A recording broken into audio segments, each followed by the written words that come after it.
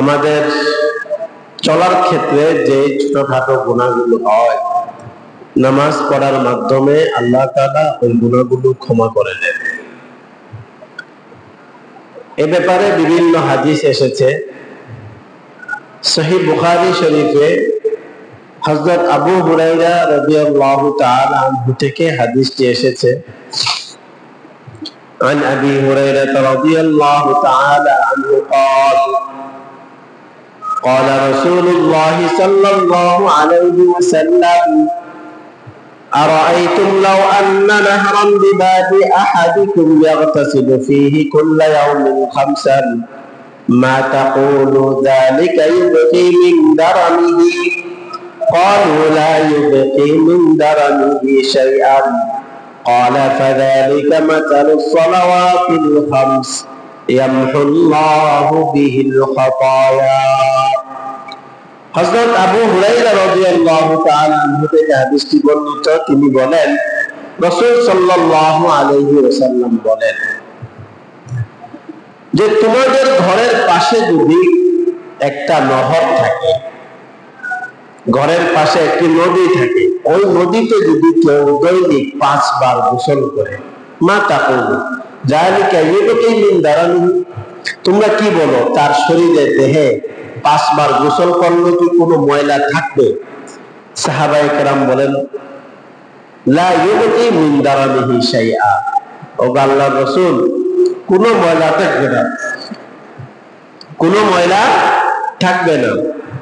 রাসূল সাল্লাল্লাহু আলাইহি ওয়াসাল্লাম বলেন, ফাযালিকা মাতালুস সালাওয়াতিল খামস ইয়ামহুল্লাহু বিল খাতায়া। আল্লাহর রাসূল সাল্লাল্লাহু আলাইহি ওয়াসাল্লাম বলেন, এটাই হলো 5 ওয়াক্ত নামাজের উদাহরণ। কোন ব্যক্তি যদি দৈনিক 5 বার গোসল করে তার দেহে কোনো ময়লা থাকে না, ঠিক তেমনি ভাবে কোন ব্যক্তি যদি 5 ওয়াক্ত নামাজ পড়ে তারও কোনো গুনাহ থাকে না। সুবহানাল্লাহ। 5 ওয়াক্ত নামাজ পড়লে আল্লাহ তাআলা গুনাহ মাফ করে দিবেন।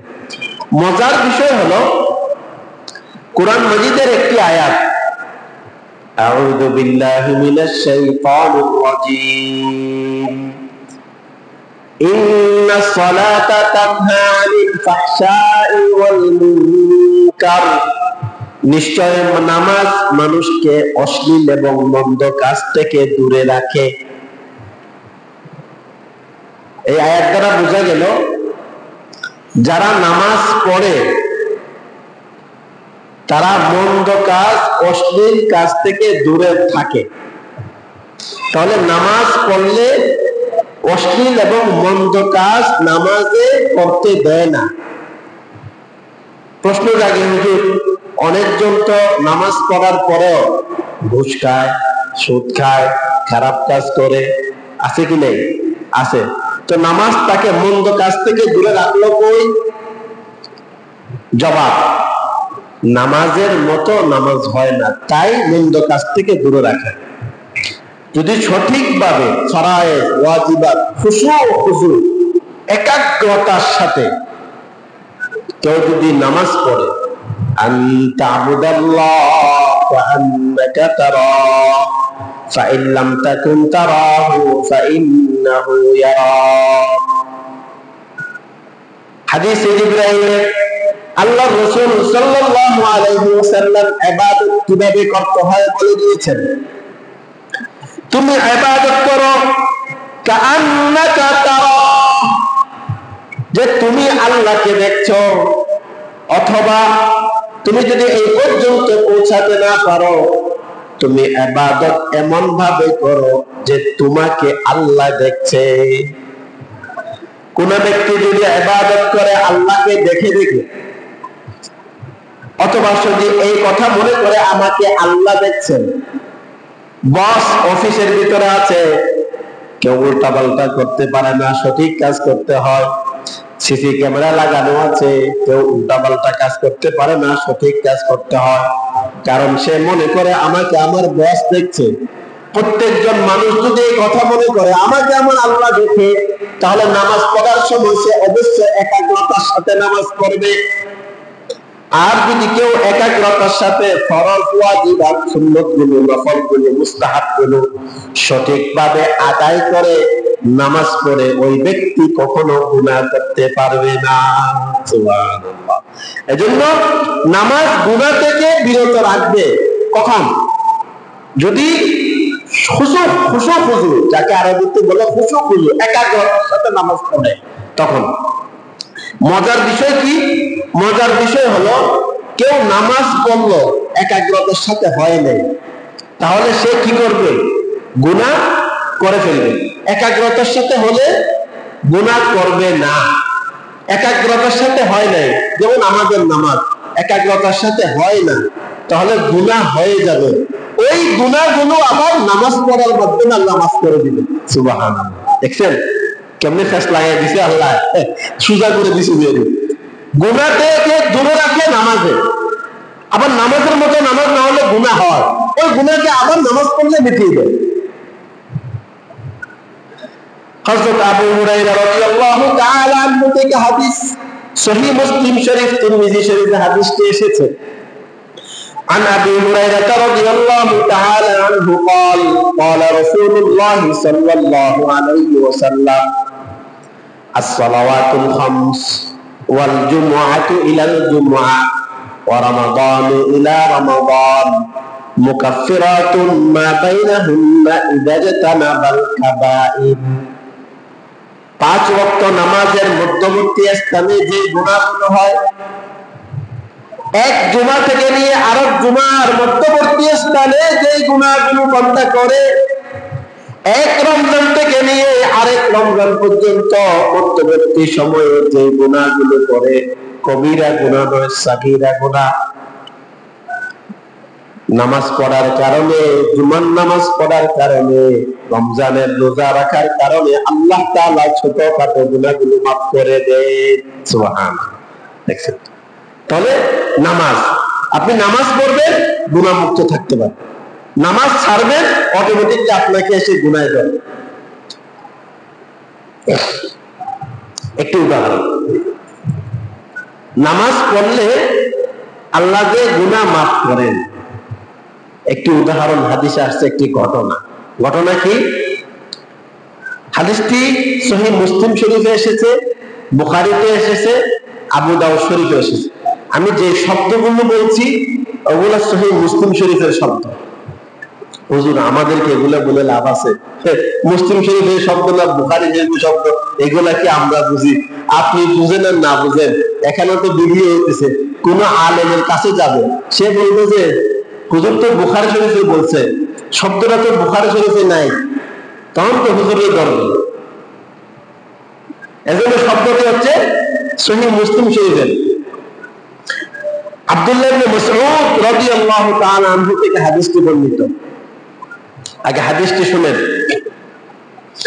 عن عبد الله بن مسعود رضي الله تعالى عنه قال جاء رجل إلى النبي صلى الله عليه وسلم فقال يا رسول الله إني عالجت امرأة في أقصى المدينة وإني عصبت منها ما دون أن أمسها فأنا هذا فاقضي في ما شئت فقال له عمر لقد سترك الله لو سترت نفسك قال فلم يرد النبي صلى الله عليه وسلم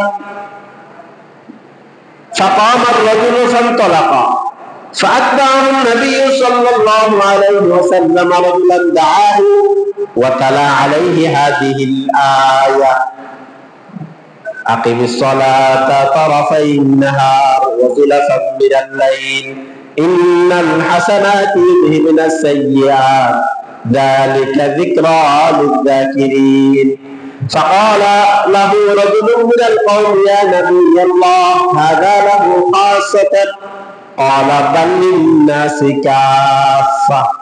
এই লম্বা হাদিস। এই হাদিসে কি বললেন? এক সাহাবী আল্লাহর রাসূল সাল্লাল্লাহু আলাইহি ওয়াসাল্লামের কাছে এসে বললেন, ওগো আল্লাহর রাসূল, মদিনার এক প্রান্তে এক মহিলাকে আমি কাবু করার জন্য, তার সাথে অবৈধ কাজ করার জন্য, গুনাহতে লিপ্ত হওয়ার জন্য অনেক চেষ্টা করেছি, ওয়া ইন্নী আযাবতু মিনহা মা দুনা আন আমাসসাহা, তার সাথে আমি সহবাস ব্যতি রেখে একজন পুরুষ একজন মহিলার সাথে যা করার তা করেছি, তার সাথে আমি একান্ত মিলিত হয়েছি, সহবাস করি নাই, আর যা করার তাই করেছি। সাহাবায়ে কেরাম গুনাহ করার সাথে সাথে আল্লাহর রাসূলের দরবারে চলে আসলেন। ফাআনা হাযা ফাকুদি ফিয়া মা শিতা, ইয়া রাসূলুল্লাহ, আমি আপনার দরবারে হাজির হয়েছি, আপনি আমাকে গুনাহ থেকে পবিত্র করে দেন। সুবহানাল্লাহ। দেখছেন সাহাবায়ে কেরাম গুনাহের উপরে অটল থাকেন না, গুনাহ হয়ে গেলে সাথে সাথে রাসূলের কাছে আসতেন, ইয়া রাসূলুল্লাহ, আপনি আমাকে পবিত্র করেন। ফাআনা হাযা ফাকুদি ফিয়া মা শিতা, আপনি যা ইচ্ছা তা আমার উপরে প্রয়োগ করেন। فقال له عمر لقد سترك الله لو سترت نفسك, হযরত ওমর বলেন, হে আল্লাহর বান্দা, গুনাহ করে ফেলেছো, আল্লাহ তোমার গুনাহ গোপন রাখছেন, তুমি কেন প্রকাশ করতে আসলে? রাবি বলছেন, ফালাম নারুদ্দান নবী সাল্লাল্লাহু আলাইহি ওয়াসাল্লাম, হযরত ওমর তাকে এই কথা বললেন, কিন্তু রাসূল কারীম সাল্লাল্লাহু আলাইহি ওয়াসাল্লাম ওনাকে আর কিছু বলেন নাই। সে আসছে রাসূলের কাছে পবিত্র হওয়ার জন্য, রাসূল কিছু বলেন নাই।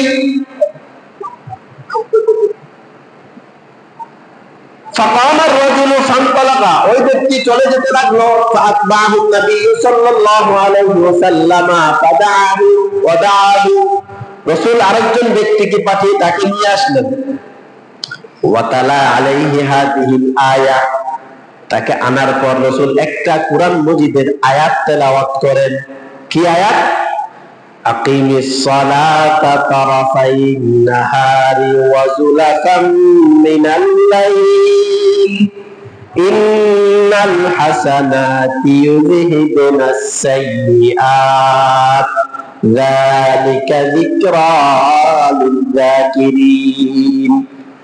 আল্লাহর রাসূল বলেন আকিমিস সালাতা, আল্লাহ তাআলা বলেন আকিমিস সালাতা তারাফাইন নাহার, দিনের দুই প্রান্তে তুমি নামাজ প্রতিষ্ঠা করো। এক প্রান্ত হচ্ছে ফজরের নামাজ এবং যোহরের নামাজ, আরেক প্রান্ত হচ্ছে আসরের নামাজ। ওয়া যুলাফাম মিনাল লাইল, রাতের কিছু অংশে তুমি নামাজ পড়ো, রাতের কিছু অংশ থেকে মাগরিবের নামাজ আর এশারের নামাজ, মোট এই 5 ওয়াক্ত নামাজ। কুরআন মজিদের এই আয়াত থেকে 5 ওয়াক্ত নামাজ মুহাদ্দিসিনে কেরাম প্রমাণ করেছেন। আকিমিস সালাতা তারাফাইন নাহারি ওয়া যুলাফাম মিনাল লাইল, দিনের দুই প্রান্তে নামাজ, ফজর যোহর আসর, রাতের কিয়দংশে নামাজ, মাগরিব এবং এশা। তুমি যদি এই নামাজগুলো পড়ো, ইন্নাল হাসানাতি ইউযহিবুনাস সাইয়্যাত, নামাজ পড়ার মাধ্যমে আল্লাহ তাআলা তোমার গুনাহগুলো মিটিয়ে দিয়েছেন। সুবহানাল্লাহ। দেখছেন ওই ব্যক্তি গুনাহ করছে, রাসূলের কাছে আসছে, রাসূল তাকে এই আয়াত শুনিয়ে দিলেন। উপস্থিত এক সাহাবী বললেন, ফাকাল লাহু রাজুলুন মিনাল কওমি ইয়া রাসূলুল্লাহ ইয়া নবিয়াল্লাহ হাযা লাহু খাসসা, ওগো আল্লাহর রাসূল, এই যে বিধান, গুনাহ মাপের যে বিধান, এই বিধানটা কি শুধু তার জন্য প্রযোজ্য নাকি সবার জন্য? দেখেন সাহাবায়ে কেরাম এটা বলে প্রশ্ন করে উম্মতকে জানিয়ে দিচ্ছেন যে এই বিধানটা শুধু তার জন্য নয়। অনেক সময় দেখা যায় কোন একটা বিধান কোন ব্যক্তির জন্য বিশেষভাবে নাজিল হয়, এজন্য সাহাবায়ে কেরাম এই প্রশ্ন করলেন, ইয়া রাসূলুল্লাহ, এই গুনাহ মাপের যে বিধান, এই মহিলার সাথে সে তো সবকিছু করছে সহবাস ছাড়া, এই যে গুনাহ মাপের যে বিধান, এটা কি শুধু তার জন্য খাস, তার জন্য প্রযোজ্য? ক্বালা রাসূলুল্লাহ সাল্লাল্লাহু আলাইহি ওয়াসাল্লাম বাল্লিন্নাসি কাফা, শুধু তার জন্য নয়, কিয়ামত পর্যন্ত যত উম্মত আসবে সমস্ত উম্মত যদি গুনাহ করে আল্লাহ তাআলা নামাজ পড়ার মাধ্যমে তাদের গুনাহ ক্ষমা করে দিবে। সুবহানাল্লাহ। দেখছেন ভাই, এজন্য নামাজ পড়লে আল্লাহ গুনাহ মাফ করে। এই কথা বুঝতে পারলাম কিনা? হ্যাঁ, আচ্ছা, যদি কেউ নামাজ পড়ে হালালকে হালাল জেনে গ্রহণ করে, হারামকে হারাম জেনে বর্জন করে, সে তার স্থান কোথায়? এই ব্যাপারে হযরত জাবের বিন আব্দুল্লাহ রাদিয়াল্লাহু তাআলা আনহুমা থেকে হাদিস সহিহ বুখারীতে, عن جابر بن عبد الله رضي الله تعالى عنهما قال أتى النبي صلى الله عليه وسلم النعمان بن قوقل রাসূল সাল্লাল্লাহু আলাইহি ওয়াসাল্লামের কাছে সাহাবী নু'মান ইবনে কাওকাল, নু'মান সাহাবী রাসূলের কাছে আসলেন, এসে বললেন আরাআইতা ইযা সাল্লাইতুল মাকতুবা, ও আল্লাহর রাসূল, যদি আমি নামাজ পড়ি, পাঁচ ওয়াক্ত নামাজ পড়ি, ওয়া আহলালতুল হালালা ওয়া হারামতুল হারামা, পাঁচ ওয়াক্ত নামাজ পড়ে হালাল জিনিসকে হালাল জেনে আমি গ্রহণ করি, ও হারামতুল হারামা, হারাম জিনিসকে হারাম জেনে আমি বর্জন করি, আদখুলুল জান্নাহ, আমি কি জান্নাতে প্রবেশ করব? ফাকালা রাসূলুল্লাহ সাল্লাল্লাহু আলাইহি ওয়াসাল্লাম নাম, আল্লাহর রাসূল বলেন, যদি পাঁচ ওয়াক্ত নামাজ পড়ো, হালালকে হালাল জেনে খাও, হারামকে হারাম জেনে বর্জন করো, তুমি অবশ্যই জান্নাতে প্রবেশ করবে। সুবহানাল্লাহ। জান্নাতে যাইতে সহজ। দেখছেন, এখানে সংক্ষিপ্ত কথার ভিতরে সবকিছু চলে আসছে। সুদ ছাড়েন, ঘুষ ছাড়েন, মানুষের সাথে খেলাধুলি আলতেরালি ছাড়েন, মানুষকে কষ্ট দেওয়া ছাড়েন, হারাম খাওয়া ছাড়েন, হালাল খান, হুকুকুল ইবাদ, বান্দার হক নষ্ট করা ছাড়েন, হারাম, এগুলা ছেড়ে কি করেন? হালাল গুলো খান, ব্যবসা বাণিজ্যে চলাফেরাতে হালাল গ্রহণ করেন, জান্নাত সহজ। আরেক হাদিসে আল্লাহর রাসূল সাল্লাল্লাহু আলাইহি ওয়াসাল্লাম বলেন, হযরত জাবির থেকে হাদিস, عن جابر بن عبد الله رضي الله تعالى عنهما قال قال رسول الله صلى الله عليه وسلم, তিরমিজি শরীফের হাদিস, মিফতাহুল জান্নাতিস সালাহ ওয়া মিফতাহুস সালাতিল ওযু। আমরা দরজা খোলার জন্য তালা যদি বন্ধ থাকে চাবি লাগে, চাবি ছাড়া দরজা খোলা যায় না, তালা খোলা যায় না। মুসলমান ভাইয়ের আমার, জান্নাতে প্রবেশ করবেন, জান্নাতের দরজা তো বন্ধ থাকবে, তালা মারা থাকবে, ওই তালা খোলার জন্য চাবি কই? দুনিয়াতে চাবি ছাড়া যেমনে দরজা খোলা যায় না, তালা খোলা যায় না, কিয়ামতের দিন নামাজ হচ্ছে জান্নাতের চাবি, নামাজ ছাড়া জান্নাতের তালাও খোলা যাবে না। সুবহানাল্লাহ। এজন্য মিফতাহুল জান্নাতিস সালাহ, দুনিয়ার সব কাজ করলা, নামাজ পড়লা না, জান্নাতে যাইতে পারবা না। মা বাবার খেদমত করলা, অনেক কিছু করলা, মানুষকে দান সদকা করলা, রাস্তাঘাট করে দিলা, কিন্তু নামাজ পড়লা না, চাবি নাই। চাবি ছাড়া যেভাবে দরজা খোলা যাবে না, নামাজ ছাড়াও জান্নাত খোলা যাবে না। এজন্য আল্লাহর রাসূল বলেন, মিফতাহুল জান্নাতিস সালাহ, নামাজের চাবি হলো, বেহেশতের চাবি হলো নামাজ, আর নামাজে ঢোকার চাবি হলো ওযু। নামাজে ঢুকতে হলে কি লাগবে? ওযু লাগবে। ওযু ছাড়া নামাজে ঢোকা যাবে? যাবে না। ঠিক তেমনি ভাবে নামাজ ছাড়া জান্নাতে ঢোকা যাবে না। তিরমিজি শরীফের প্রথম হাদিস, قال رسول الله صلى الله عليه وسلم لا تقبل صلاة بغير طهور ولا صدقة من غلول। ওযু ছাড়া নামাজ গ্রহণ হয় না, আল্লাহ কবুল করেন না। চুরি টাকা থেকে দান করলে আল্লাহ তাআলা সওয়াব দিবেন না। কেউ আছে দান করে, বাটপারি সিটারি করে, সুদে ঘুষে টাকা আয় না, ওগুলা কি করে? দান করে। তোমার ওই দান ফসা মাল আল্লাহ নেয় না। মুহাদ্দিসিনে কেরাম লেখছেন যে সুদের টাকা সওয়াবের নিয়তে দান করে, এক কথা কেউ কেউ বলেছেন সে কাফের হয়ে যাবে, কেউ কেউ বলছেন সে ফাসিক হবে। বুঝছেন? হারাম টাকা হুজুর থেকে একটু হাদিয়া তোফা দেয়, হুজুর ওই শশা মাল মোল্লাদেরকে হাদিয়া দেওয়ার জন্য আসে, তোমার ওই টাকা আল্লাহ গ্রহণ করবে না। যাই হোক, বলতে চেয়েছিলাম মিফতাহুল জান্নাতিস সালাহ, বেহেশতে ঢোকার জন্য চাবি লাগবে, চাবি হলো নামাজ।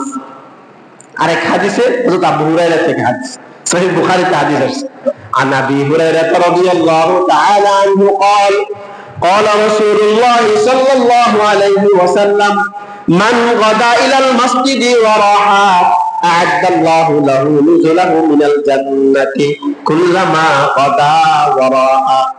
যে ব্যক্তি সকাল সন্ধ্যায় মসজিদে যায় নামাজ পড়ার জন্য,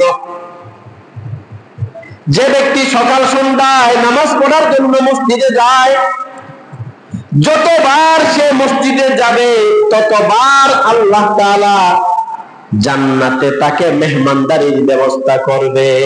সুবহানাল্লাহ। দেখছেন, আল্লাহর কাছে এত প্রিয় নামাজ। বললাম না, আমি নামাজ সম্পর্কে যদি ওয়াজ করি আপনাদেরকে, এখন থেকে বছর শেষ পর্যন্ত শুধু হাদিস দিয়ে ওয়াজ করতে পারবো, কিন্তু আপনারা বিরক্ত হবেন, আমি বিরক্ত হব না। এত কথা আছে নামাজ সম্পর্কে, কটা বলবো আপনার? নামাজ সম্পর্কে লম্বা ওয়াজ করতে পারবো। এজন্য ভাইয়েরা আমার, নামাজ, 5 ওয়াক্ত নামাজ জামাত সহকারে পড়ার চেষ্টা করবেন তো ইনশাআল্লাহ। আপনারা যারা মসজিদে থাকেন, আশপাশ চলে আসবেন মসজিদে, অফিস আদালতে থাকলে সেখানে নামাজ পড়বেন। ভাই, নামাজ মাপ নাই। নামাজ কি নেই? নামাজ মাপ নাই। আপনি যদি অসুস্থতার কারণে দাঁড়িয়ে নামাজ পড়তে না পারেন, বসবেন। বসে নামাজ পড়তে না পারেন, ঘুমাবেন। শুয়ে শুয়ে হলে আপনাকে নামাজ পড়তে হবে। তারপর নামাজ ফরজ। শুয়ে আপনি ইশারা করে নামাজ পড়বেন। এরপরে যদি ইশারাও করতে না পারেন, তখন নামাজকে ফুকাহায়ে কেরাম, মুহাদ্দিসিনে কেরাম স্থগিত রাখার কথা বলেছেন। এর আগ পর্যন্ত আপনার নামাজ মাপ নাই। আপনি মনে করেন সাগরে ডুবে যাচ্ছেন, সাগরে ডুবে যাচ্ছেন, লঞ্চ ডুবে গেছে, তখন আসরের ওয়াক্ত, মাগরিবের ওয়াক্ত বা জোহরের ওয়াক্ত হচ্ছে, মনে হচ্ছে চলে যাচ্ছে। ওই মুহূর্তে আপনি কি করবেন? আপনি মরণাপন্ন, মরতে পারেন, কিন্তু আপনি যদি দেখেন যে নামাজের সময় চলে যাচ্ছে, ওই মুহূর্তে আপনার জন্য নামাজ পড়া ফরজ। কিভাবে পড়বেন? ইশারা করে পড়বেন, বাস নামাজ হয়ে যাবে। ভাই, আল্লাহর বিধান মানা। কে বলতে পারবে ভাই আমার নামাজ কবুল? আমি বলতে পারবো। আল্লাহর বিধান মানা, শর্ত সাপেক্ষে আল্লাহর বিধান মানা। আপনি 5 ওয়াক্ত নামাজ ধরেন, আল্লাহ তাআলা বলেছেন গুনাহ মুক্ত থাকতে পারবেন। ধরে দেখেন না, আপনি ধরে দেখেন। এজন্য 5 ওয়াক্ত নামাজের প্রতি যত্নবান হবেন। যদি কেউ 5 ওয়াক্ত নামাজ যত্ন সহকারে পড়ে, তারা জান্নাতে প্রবেশ করবে। জান্নাতে প্রবেশ করবে, তাদের জন্য একটা আলাদা গেট থাকবে। সুবহানাল্লাহ। জান্নাতীদের প্রবেশ করার জন্য কি থাকবে? আলাদা গেট থাকবে। জান্নাতের স্তর কয়টা? এক হাদিস আছে, মিআতু দারাজা আলাহা জান্নাতুল ফিরদাউস। সর্বোচ্চ জান্নাত হচ্ছে জান্নাতুল ফিরদাউস। এর নিচে অনেক জান্নাত আছে, কিন্তু গেট কয়টা? গেট প্রসিদ্ধ কথা অনুযায়ী গেট হচ্ছে 8টা। কয়টা গেট? জান্নাতের গেট 8টা। 8টা গেট কি? সহিহ বুখারীর এক riwayate হযরত আবু হুরায়রা থেকে 4টা গেটের কথা আসছে। সহিহ বুখারীর 36-36 নম্বর হাদিসের অধীনে ইবনে হাজার আসকালানী রাহিমাহুল্লাহ ফাতহুল বারীতে আরো 4টা গেটের কথা লিখছেন। সবগুলো মিলিয়ে হাদিসটাও বলতেছি, গেটের কথাগুলো বলতেছি, 8টা গেটের কথা বলে। সে তার মধ্যে একটা নামাজের গেট, এই কথা আপনাদেরকে জানাই। 8টা গেট, তার মধ্যে 1 নম্বর ইবনে হাজার আসকালানী রাহিমাহুল্লাহ লেখেন, বাবুল ইলমি ওয়াদ যিকরি। আলেমদের জন্য একটা গেট থাকবে জান্নাতে প্রবেশ করার জন্য। সুবহানাল্লাহ। শুধু মোল্লাদেরকে যে মাইর দিবে এই না, মোল্লাদের আরেকটা হাদিস আছে, তিরমিজি শরীফের হাদিস, মুসলিম শরীফের হাদিস, উলাইকা সালাসা আউয়ালু খালকিল্লাহ তুসআরু বিহিমুন নার। আলেমদের মাধ্যমে, দানশীলদের মাধ্যমে, মুজাহিদদের মাধ্যমে জাহান্নামকে উদ্বোধন করা হবে। কয়জন মানুষ দ্বারা জাহান্নাম উদ্বোধন হবে? আলেম, দানশীল, মুজাহিদ, বাহাদুরির জন্য হাদিস কিন্তু পড়ার সময় নেই, লম্বা হাদিস, তিরমিজি শরীফের হাদিস, মুসলিম শরীফের হাদিস। দান করছে মানুষকে দেখানোর জন্য, ডোনার, বড় ডোনার, দানশীল মানুষ, টাকা দিতেছে মানুষকে দেখানোর জন্য, কোটি কোটি টাকা পুরো পৃথিবী তুমি ব্যয় করতে পারো, কিন্তু মানুষকে দেখানোর জন্য ব্যয় করতে পারো। বলবো যে কিয়ামতের দিন আল্লাহ আপনাকে দেওয়ার জন্য, আপনাকে রাজি করার জন্য আমি দিয়েছিলাম। আল্লাহ বলবে যে না না, লিয়াকাল ইন্নাকা জাওয়াদ, তুমি এই কথা বলার জন্য দিয়েছ যে তোমাকে মানুষ দানশীল বলবে।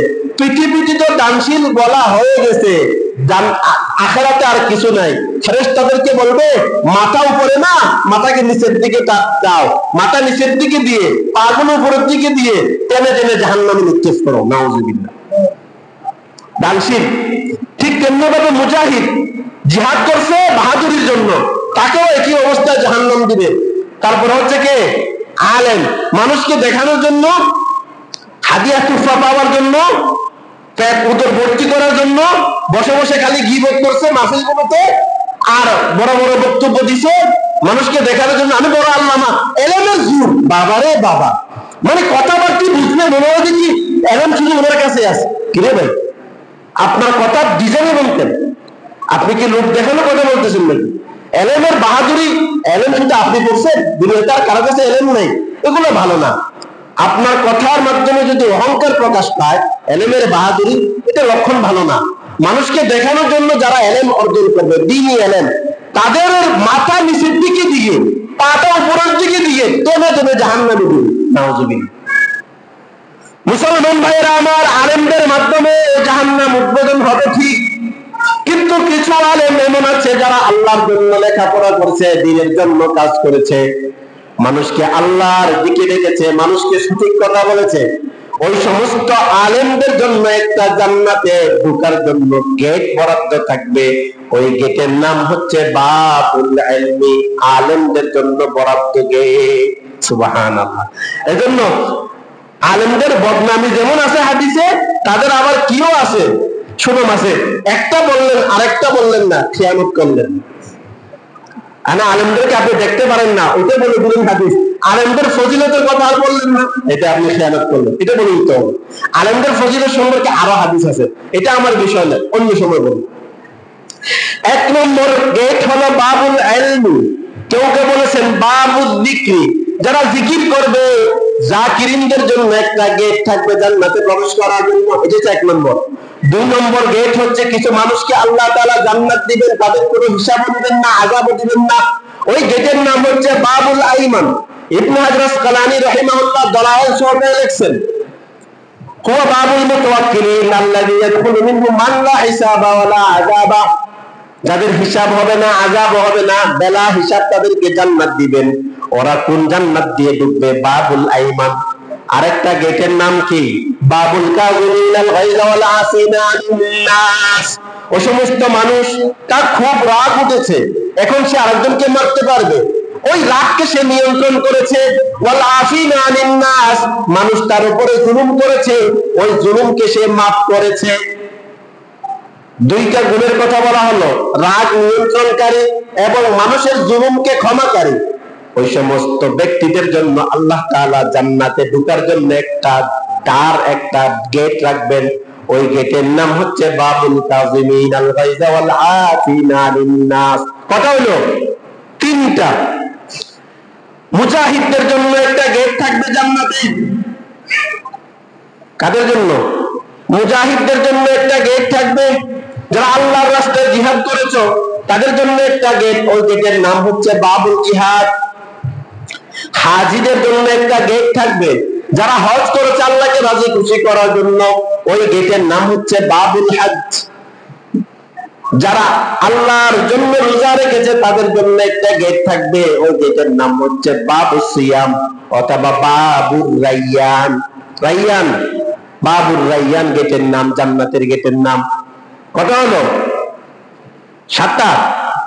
আরেকটা গেটের নাম হচ্ছে ওই সমস্ত ব্যক্তি যারা আল্লাহর জন্য লোক দেখানো নয়, আল্লাহর জন্য নামাজ পড়েছে, তাদেরকে আল্লাহ তাআলা জান্নাতে প্রবেশ করাবেন আলাদা একটা গেট দিয়ে, বাবুস সালাহ। সুবহানাল্লাহ। দেখছেন, এই জান্নাতে প্রবেশকারীদের জন্য আলাদা গেট, বাবুস সালাহ। বাবুল হজ চারটা, বাবুল হজের কথা আর আগের তিনটার কথা, বাবুল কাযিমিন ওয়াল গায়জ ওয়াল আফিন আনিন নাস, বাবুল আইমান, বাবুল যিকরি ওয়াল ইলমি, এগুলোর কথা এখন যে হাদিস বললো ওই হাদিসে নেই। এই হাদিসের চারটা গজের কথা কি কি? হজ ছাড়া, এই তিনটা ছাড়া বাকি চারটা কথা এই হাদিসে আসছে, যেটা সহিহ বুখারীতে আছে। আন আবি হুরায়রা রাদিয়াল্লাহু তাআলা আনহু قال قال رسول الله صلى الله عليه وسلم من أنفق زوجين في سبيل الله نودي من أبواب الجنة يا عبد الله هذا خير فمن كان من أهل الصلاة وهي من باب الصلاة নামাজীদেরকে যে বাব সালাত দিয়ে ডাকবে, ফামান কানা মিন আহলিল জিহাদ وهي من باب الجهاد, জিহাদ যারা করেছে তাদেরকে বাবুল জিহাদ দিয়ে জান্নাতে ডাকবে। ফামান কানা মিন আহলিস সাদাকাতি وهي من باب الصدقة, যারা আল্লাহর রাস্তায় দান করেছে, সদকা করেছে, এটা বলি না, বলেন বাবু সাদাকা, ওটা দিয়ে জান্নাতে প্রবেশ করবে। আরেকজন আছে মান কানা মিন আহলিস সিয়াম দুআইয়া মিন বাবির রায়্যান, যারা রোজা রেখেছে বাবুর রায়্যান দিয়ে প্রবেশ করবে। হযরত আবু হুরায়রা বলেন ফাকালা ইয়া আবু বকর বি আবি আনতা ওয়া উম্মি ইয়া রাসূলুল্লাহ, আমার মা বাবা আপনার জন্য কুরবান। ওগো আল্লাহর রাসূল, একজন মানুষকে সবগুলো দরজা দিয়ে ডাকার জরুরত নাই, কিন্তু এমন কোন মানুষ কি আছে যে জান্নাতের 8টা দরজা তাকে ডাকবে? এমন কোন মানুষ কি আছে? রাসূল সাল্লাল্লাহু আলাইহি ওয়াসাল্লাম যে জবাব দিয়েছেন ওটা হচ্ছে আশ্চর্যজনক জবাব। ও যে হ্যাঁ আছে। ফাহাল ইউদআ আহাদুম মিন তিলকাল আবওয়াবি কুল্লিহা ক্বালা নাআম, আছে। আরজু আন তাকুনা মিনহুম, যাদেরকে জান্নাতের 8টা দরজা তাদেরকে ডাকবে ফেরেশতারা, তোমরা এই দরজা দিয়ে আসো, এই দরজা দিয়ে, এই দরজা দিয়ে আসো, তার মধ্যে তুমি আবু বকর থাকবে। সুবহানাল্লাহ। কই আছেন? আবু বকরের ফজিলত দেখছেন নি? এই হাদিস দ্বারা কি বোঝা গেল? আবু বকরের ফজিলত। শিয়ারা বলে নাউজুবিল্লাহ, হযরত আবু বকর রাদিয়াল্লাহু তাআলা আনহু উনি খেলাফত আত্মসাৎ করেছেন, নাউজুবিল্লাহ। আবু বকর উমরকে শিয়ারা কাফের মনে করে, আর হাদিসে সহিহ বুখারী হাদিসে বলছেন যে জান্নাতের 8টা দরজা হযরত আবু বকরকে ডাকতে থাকবে জান্নাতে প্রবেশ করার জন্য। সুবহানাল্লাহ, আল্লাহু আকবার। যাই হোক, সাহাবায়ে কেরামের মর্যাদা, যে সমস্ত মানুষ সাহাবায়ে কেরামদেরকে মর্যাদা দিতে জানে না, সাহাবায়ে কেরামদের নিয়ে কত কথা বলে, তারা আহলে সুন্নাত ওয়াল জামাতের অন্তর্ভুক্ত নয়। সাহাবাদের মাধ্যমে আমরা দ্বীন পেয়েছি, সাহাবারা যদি সত্যের মাপকাঠি না হন তাহলে আমরা দ্বীন কোত্থেকে পেলাম? রাসূলের ধর্ম আমি শুনেছি নাকি সাহাবা শুনেছেন, সাহাবাদের মাধ্যমে আসছে।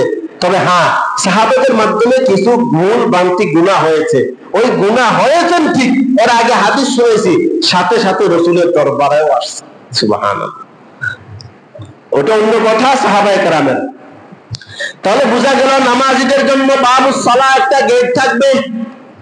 আল্লাহ তাআলা কিয়ামতের দিন 7 ধরনের মানুষকে আরশের নিচে ছায়া দিবেন। কয় ধরনের মানুষকে? 7 ধরনের মানুষকে আরশের নিচে ছায়া দিবেন। ওই 7 ধরনের মানুষের হিসাব কি? হাদিসটা বলি শেষ করে দেব। সহিহ বুখারী মুসলিমের হাদিস হযরত আবু হুরায়রা থেকে। عن أبي هريرة رضي الله تعالى عنه قال قال رسول الله صلى الله عليه وسلم, আল্লাহর রাসূল বলেন, সাবাতুন ইউযিল্লুহুমুল্লাহু ফি যিল্লিহি ইয়াওমা লা যিল্লা ইল্লা যিল্লু, কিয়ামতের কঠিন ময়দানে যখন আল্লাহর আরশের ছায়া ছাড়া কোনো ছায়া থাকবে না, সূর্য চলে আসবে মাথার উপরে, মাটি হয়ে যাবে তামার মতো গরম, মানুষ ঘামের ভিতরে হাবুডাবু খেতে থাকবে, একটু ছায়ার জন্য পাগলের মতো ছুটতে থাকবে। তখন আল্লাহ তাআলা কিয়ামতের কঠিন ময়দানে আরশের নিচে 7 ধরনের মানুষকে আরশের নিচে জায়গা দিবেন। তার মধ্যে 1 নম্বর ইমামুন আদলুন, ন্যায়পরায়ণ শাসক। ন্যায়পরায়ণ শাসক, তাকে আরশের নিচে ছায়া দিবেন। ব্যাখ্যা করার সময় আমার হাতে নাই, এটা নিয়ে 1 ঘন্টার ওয়াজ আছে, ব্যাখ্যা করার সময় আমার হাতে নাই। ইমামুন আদলুন, চেয়ারম্যান মেম্বার হইতে নিয়ে রাষ্ট্রনায়ক পর্যন্ত, ডক্টর ইউনূস পর্যন্ত, আওয়ামী লীগ বিএনপি বলেন, জামাত বলেন, দুনিয়ার যত মানুষ আছে যারা রাষ্ট্রনায়ক হবে, যদি ইনসাফের সাথে রাষ্ট্র পরিচালনা করে, আল্লাহ তাআলা কিয়ামতের দিন তাকে আরশের নিচে ছায়া দিবেন। আর যদি ইনসাফের সাথে রাষ্ট্র পরিচালনা না করে কি হবে? জুলুম সম্পর্কে ওয়াজ গেছে, কি কি করবেন, ফিটা কত দেওয়া হবে, এগুলো দুনিয়াতেও ভোগ করবে, আখিরাতেও ভোগ করবে। এক নম্বর গেল। দুই নম্বর, ওয়াশাতুন নাশাফি ইবাদাতুল্লাহ, ওই যুবক যে আল্লাহর ইবাদতের মাধ্যমে আল্লাহর ইবাদতের মধ্যে বেড়ে উঠেছে। যুবক ভাইয়েরা আমার, আল্লাহর ইবাদতের ভিতরে থাকবা, আরশের নিচে ছায়া পাইবা। তিন নম্বর, ওয়ারাজুলুন কলবুহু মুআল্লাকুম বিল মাসাজিদ, ওই ব্যক্তি যেই ব্যক্তির অন্তর ফজরের নামাজ পড়ে যোহরের নামাজের জন্য, যোহরের নামাজ পড়ে আসরের নামাজের জন্য, আসর পড়ে মাগরিবের জন্য, মাগরিব পড়ে এশার নামাজের জন্য, এভাবে তার অন্তরটা মসজিদের সাথে লটকে থাকে, ওই ব্যক্তিকেও আল্লাহ আরশের নিচে ছায়া দান করবে। সুবহানাল্লাহ। নামাজের ফজিলত। ওয়ারাজুলানি তাহাব্বা ফিল্লাহি ইজতামা আলাইহি ওয়া তাফাররাকা আলাইহি, এটা বলা মাকসাদ চলে গেছে। 4 নম্বর হচ্ছে ওই ব্যক্তি যে আল্লাহর জন্য একজন আরেকজনকে ভালোবাসবে। আপনি আমাকে ভালোবাসেন কেন? আপনি আমাকে ভালোবাসেন আল্লাহর জন্য। হুজুর আপনি আল্লাহওয়ালা, এজন্য আপনাকে ভালোবাসি। আমি আপনাকে কেন ভালোবাসি? আমাকে হাদিয়া তোফা দেওয়ার জন্য না। আপনারা কেন ওয়াজ শুনতে আসবেন? আমাকে ভালোবাসার জন্য আসবেন। আপনাদের কাছে আমি কেন গেলাম? আপনারা আমাকে ভালোবাসার জন্য। ভালোবাসার ক্ষেত্রে শুধু আল্লাহর জন্য যদি হয়, ওই ভালোবাসলেওয়ালা মানুষদেরকেও আরো নিশ্চয় দিবেন। সুবহানাল্লাহ। কয় নম্বর গেল? 4 নম্বর। 5 নম্বর, ওয়ারাজুলুন দাআত ইমরাআতুন যাতু মানসিবিন ওয়া জামালিন ফাকালা ইন্নী আখাফুল্লাহ, ওই যুবক ওই মানুষকে সুন্দরী সম্ভ্রান্ত, দুইটা গুণ, সুন্দরী সম্ভ্রান্ত পরিবারের মহিলা, যার গোষ্ঠীও ভালো আবার সুন্দরী, ডাকলো যে আমার সাথে আসো তুমি অবৈধ কাজ করার জন্য, খারাপ কাজ করার জন্য। ওই যুবক তখন বলে ফাকালা ইন্নী আখাফুল্লাহ, আমি এই অবৈধ কাজে জড়াইতে পারি না, আমি আল্লাহকে ভয় করি। ওই যুবকের জন্য আল্লাহ আরশের নিচে ছায়া রাখছে। সুবহানাল্লাহ। এই যুবক ভাইয়েরা আমার, এই হাদিস থেকে শিক্ষা নাও, দুনিয়াবি এই সমস্ত কাজে জড়াইবা না। মাটির তৈরি একজন মানুষের পিছনে তোমার জীবনকে নষ্ট করবা না। ভাইয়েরা আমার, দুঃখের কথা কাকে বলবো, বলার জায়গা নেই। একজন ছেলে সেদিন দেখলাম তার মাকে হত্যা করেছে অবৈধ প্রেমের কারণে। পৃথিবীতে এর চাইতে লজ্জাজনক এবং দুঃখজনক কোন কথা হতে পারে না। তার মাকে সে গলা টিপে হত্যা করেছে অবৈধ প্রেমের কারণে। মাত্র 500 টাকা নেওয়ার জন্য তার বাবা থেকে দূর করতো। মা জানলো যে বাবা তোমাকে এই সমস্ত টাকা দেওয়া যাবে না, তাকে পাঠিয়ে দিল মাদ্রাসায়। মাদ্রাসা থেকে আসে, মা তার জন্য রান্না করার জন্য কুমড়া করতেছে, লাউ করতেছে, ওর পিছন থেকে নাক মুখ ধরে মেরে ডিপ ফ্রিজে ঢুকাইয়ে রাখলো। কেমন কুসংস্কার! যুবক ভাইরা, তোমাদের হাতে পায়ে ধরে বলি, এখন থেকে যে সমস্ত মহিলাদের সাথে, যে সমস্ত মেয়েদের সাথে তোমাদের অবৈধ সম্পর্ক আছে, আজকের পর থেকে এগুলা সব ছেড়ে দাও। দুনিয়াও বরবাদ, আখিরাতও বরবাদ। যে সমস্ত ছেলেপেলেরা এই সমস্ত কাজের সাথে জড়িত, দুনিয়াও অশান্তি, আখিরাতেও অশান্তি। এমন কাজ যদি তুমি করো, তোমার বাড়ির, তোমার পিতা মাতা, তোমার ইজ্জত সম্মান, তোমার গোষ্ঠীর ইজ্জত সম্মান সব খেয়ে ফেলবা। এমন গুনাহ করবা না। এমন যদি কোনো কাজ করে পুরো জিন্দেগি ভর ওই আফসোস করতে থাকতে হবে। এই ভুলে সংশোধন নাই। আমার আব্বাজান বলতেন, কথা লম্বা হয়ে যাচ্ছে, আমার আব্বাজান বলতেন কিছু ভুলে সংশোধন নাই। তার মধ্যে একটা ভুল হচ্ছে বিয়ে। যদি কেউ বিয়েতে ভুল করে, ওই ভুলে সংশোধন নাই। এজন্য যুবক ভাইয়েরা আমার, তোমাদের হাতে পায়ে ধরে বলি, তুমি একদম মাটির তৈরি মেয়েদের পিছনে কেন ঘুরবা? মাটি করো না, মাটির তরে তোমার মহৎ জীবন তারে। জীবন যৌবন বিলাও তুমি, দাতা জীবন তো যে দিয়েছেন তোমার জীবন। তোমার জীবন যে দিয়েছে তার জন্য তুমি কি করো? তোমার জীবন বিলাও। মাটির তৈরি কোন মানবের পিছনে তোমার জীবন একদম মাটি করবা না। এজন্য মুসলমান ভাই, যুবক ভাই, খুব হুঁশিয়ারের সাথে সমস্ত কাজে জড়াবে না। ওই ব্যক্তিকে যে এই সমস্ত কাজ থেকে দূরে থাকে, আরশের নিচে ছায়া দিবেন। ওয়ারাজুলুন তাসাদদাকা বিসাদাকাতিন ফাআখফাহা হাত্তা লা তা'লামা শিমালুহু মা তুনফিকু ইয়ামিনুহু। দান করছে লুকাইয়া, হুজুরকে সুন্দর করে এসে তো না দেখে মতো হাতে ঢুকাই দিছে টাকা।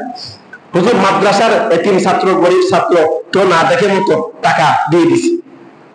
ওই ব্যক্তি এমন ভাবে সৎকার করছে, তার ডান হাতে যে সৎকা করলো বাম হাতে জানে নাই, ওই ব্যক্তিকে আরশের নিচে আল্লাহ ছায়া দিবে।